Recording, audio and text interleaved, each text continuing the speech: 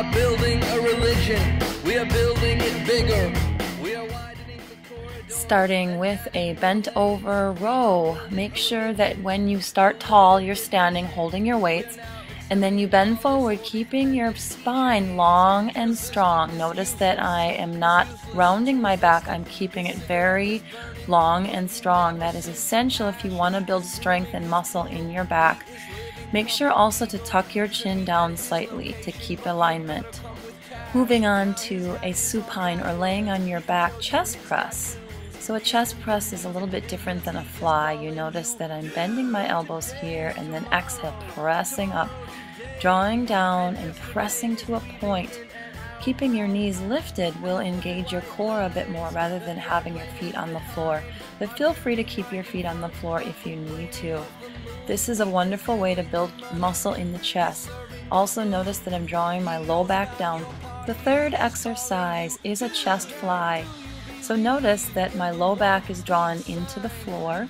I'm engaging my core and I'm lifting my legs and slightly drawing them away from my body. That will really work the core substantially during this exercise. So the moving parts in the upper body are at the shoulder joint. This is a single joint move and my elbows are slightly bent and fixed in that position. This is working the pectoralis muscles attaching at the sternum. Inhale on the way down and exhale pressing high.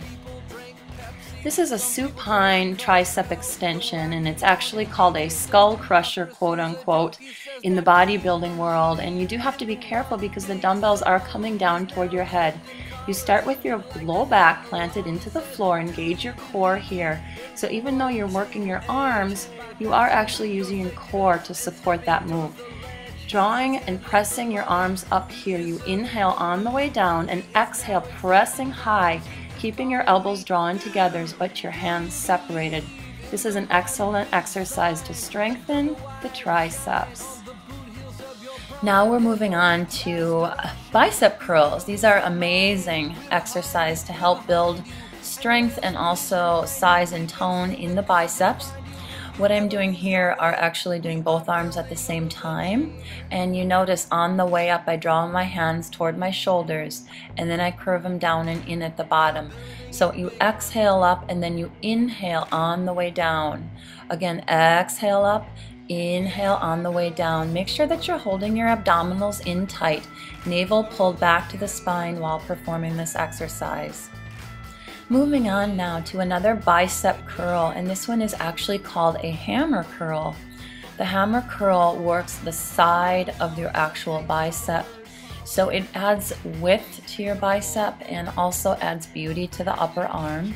You notice that I'm actually doing what's called an alternating bicep curl. This allows one arm to rest while the other arm is working. Keeping your hand to your elbow, to your shoulder, all in alignment here. Inhale, prepare, exhale up, and inhale down. Again, exhale up and inhale down, making sure that you're holding your abdominals tight. So that is what is that's supporting your move here during the whole exercise. This is a standard exercise that helps to strengthen all heads of the shoulder. So you have the anterior, the medial, and the rear deltoid of the shoulder head.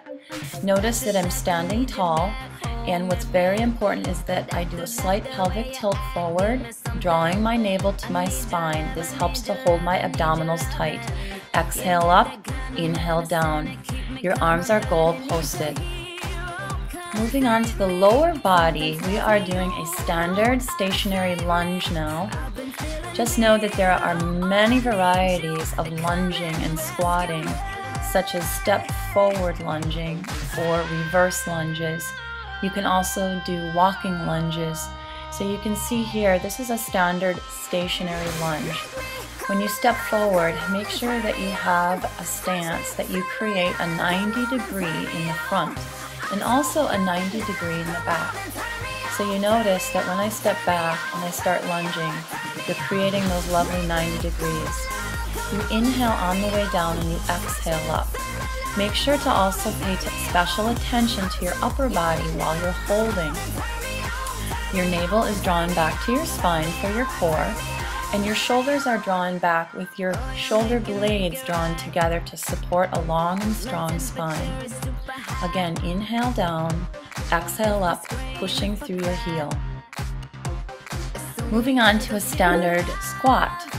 This squat is set up in a way where your feet are a little bit wider than shoulder distance apart. Make sure that you're holding your navel into your spine, and your long and strong spine is helping to support this move. You can notice that my heels are in line with my knees. Inhale down, pressing your glutes back, but without dipping your shoulders down. Then on the way up, you exhale. This is a fantastic exercise to help tone and strengthen your calves.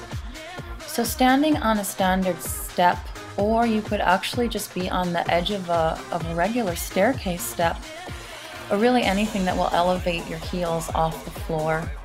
Standing on the ball mounts of your feet. You stand tall from the top of your head to the bottom of your feet. You can hold a weight if you want to add a little more challenge. You inhale down and you exhale on the way up. If your calves get very tired, you can step back and stretch them a bit and then resume. Make sure to hold the weight on one side and then the other side to make it even.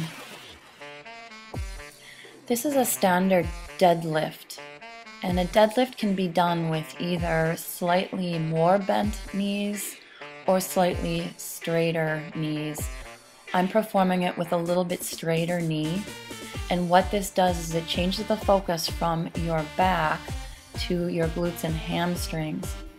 If you wanted to change the focus to your back, you would bend your knees on the way down a bit more. Notice how long and strong my spine is. I make sure that from the top of my head to my tailbone, I do not bend my back. This would be a common mistake that people often do. Make sure to keep your shoulder blades drawn together as you bend forward. The breathing pattern is inhale down and exhale up. Squeeze your glutes at the top. Swiss ball back extension exercise is a great way to strengthen the erector spinae along the spine, along with your glutes and hamstrings. Start by laying over the ball with your feet wedged against a wall. This will help give you leverage. Lay over the ball with an inhale down and an exhale up. Make sure that you're keeping your spine long at the top, lifting your head at the top.